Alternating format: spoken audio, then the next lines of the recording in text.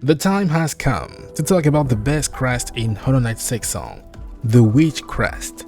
I love everything about this crest, and by the time you are done watching this video, you will understand why. Out of all the crests in the game, the Witch is the only one which has a side quest tied to it, and that quest is absolutely crazy.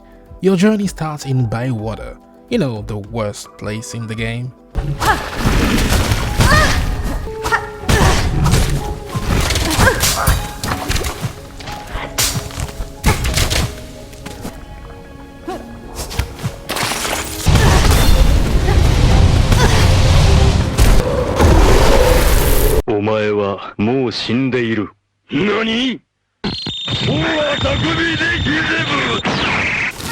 Yeah, I hate this place.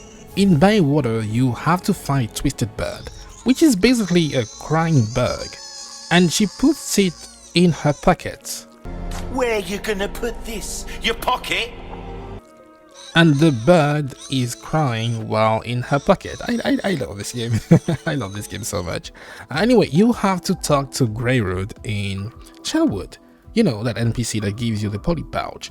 They start mumbling something about the ritual and the bird needing food, and next thing you know, a quest is given to you. On my first playthrough, I had no idea what was going on, so I accepted the quest and this happened.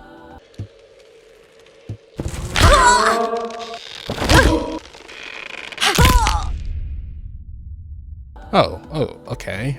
So it turns out the bird has been forcefully inserted in your body and you are now cursed. And by the way, there is also a trophy tied to beating the Act 2 final boss while cursed, which I think is a nice touch.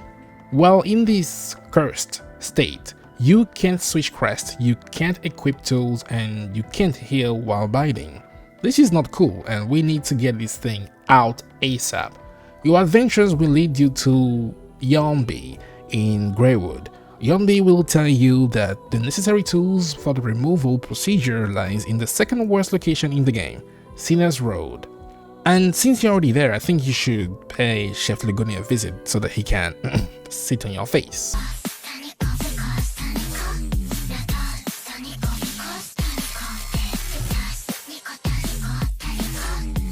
Now here's the thing. I did this quest in Act 3 and the steel spines were just sitting on the floor by the time I got there, but I think you're supposed to talk to Kral and Benjin to buy the spines for them, but given how broke I was at the time, I am kinda glad they were dead when I got there. With the spines acquired, you need to go back to Yonbi and then the weirdest thing happens.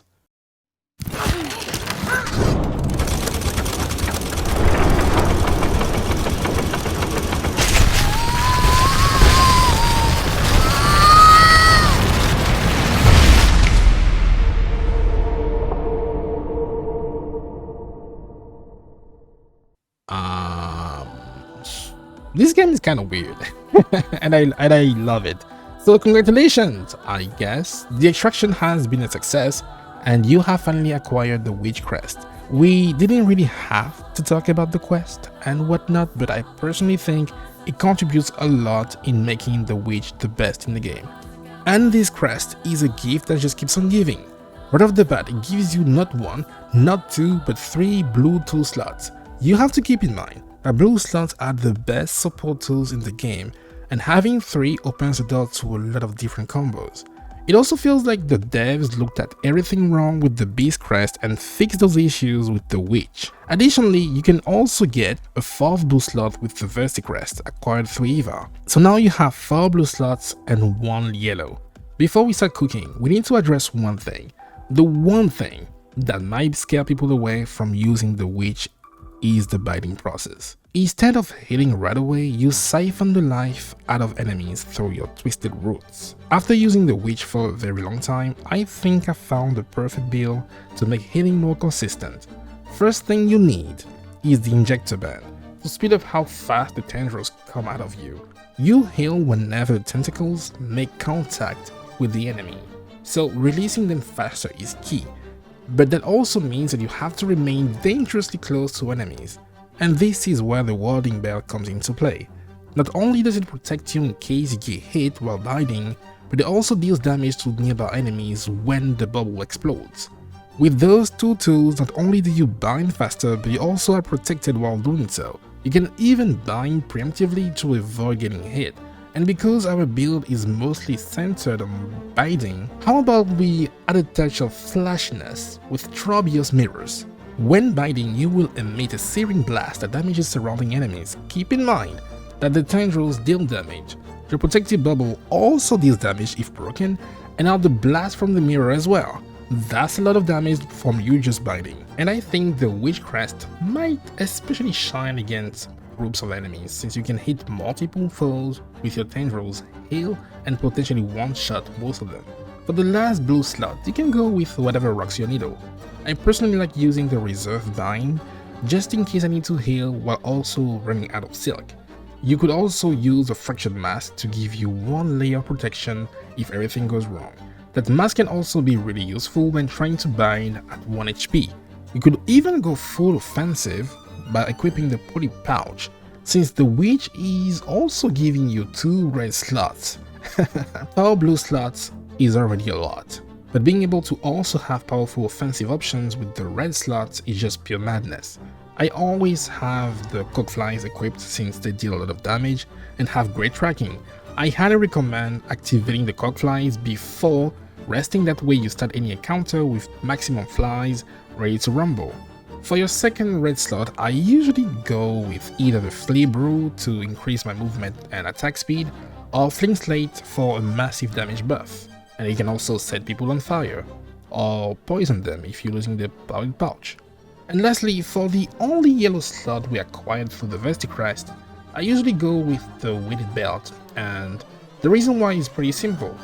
The witch has a lot of range by default, and sometimes the knockback when hitting enemies might prevent you from getting additional hits. So the closer you are, the better. I believe you never really need more than one yellow tool at a time. You mostly equip them depending on the situation. For example, you equip the compass for exploration, the dice for extra protection, the barbed bracelet for an overly aggressive playstyle, and the 6-speed anklets for, to just go fast. The witch has a unique moveset combining flowing fast attacks with great range. The pogo is a simple arc which is very reliable, especially when exploring. It also has an amazing set of slots, which opens the door for a lot of builds. It is locked behind the coolest and also the weirdest quest in the game. Binding can be turned into an offensive action, damaging enemies while also healing you. If this isn't the best crest in the game, I don't know what is. Now, it is important to keep in mind that this isn't the strongest crest in the game. I would give that to the architect for how busted playing with tools becomes. The Wanderer crest is also very consistent, with fast attacks but reduced range. The Beast Claw is amazing in 1v1s but struggles with no blue options. I will say though, I like that each crest is fundamentally different from one another, which opens the door for more replayability, builds and playstyles. I believe that the best crest should excel at everything, and that's exactly what the witch does. Let me know down below what you believe to be the best crest in Silksong, and what would you change about the witch to make it better. And don't forget to drop a like, every single like matters. Subscribe for more Silksong related content, and next time we will rank every crest in the game. Have a good day, I'm Jisoo, peace.